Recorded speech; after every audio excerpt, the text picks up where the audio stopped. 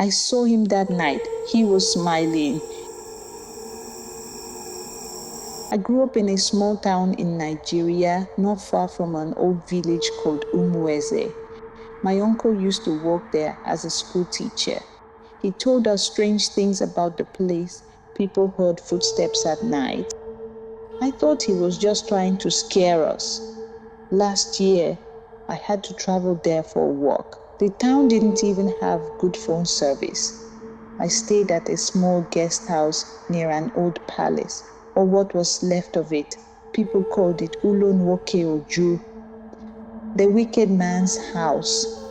They said a prince used to live there before independence, Prince Ekena. They said he wanted to be king, but the people chose his younger brother. So one night he killed everyone in the royal family, even his own mother, just to take the throne. But before he could be crowned, the villagers caught him and buried him alive under the palace floor. No priest wanted to pray for him. They said he cursed the land with his last breath. I didn't believe any of that until the third night. That evening, there was no power. I was using a candle when I heard a knock on my door. Just one knock, slow, heavy.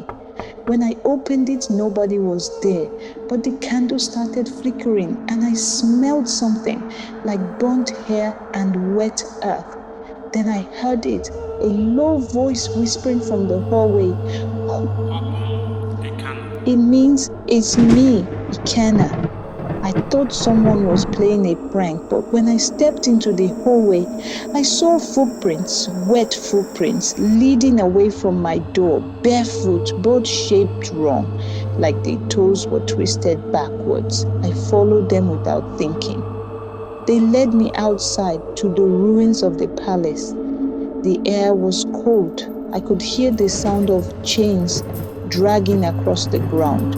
When I looked through the broken gate, I saw him, a tall man wearing torn royal cloth, his head tilted to the side like his neck was broken. His face was pale, covered in mud. He smiled, and in a voice that didn't sound human, he said, "They buried me, but the land still breathes me." I ran.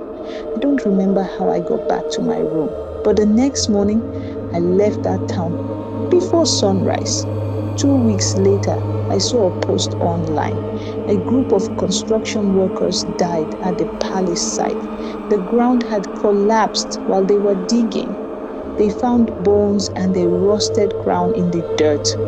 No one talks about Prince Ekena anymore, but sometimes when I dream, I hear the sound of chains and that same voice whispering, "It's me, Ikena."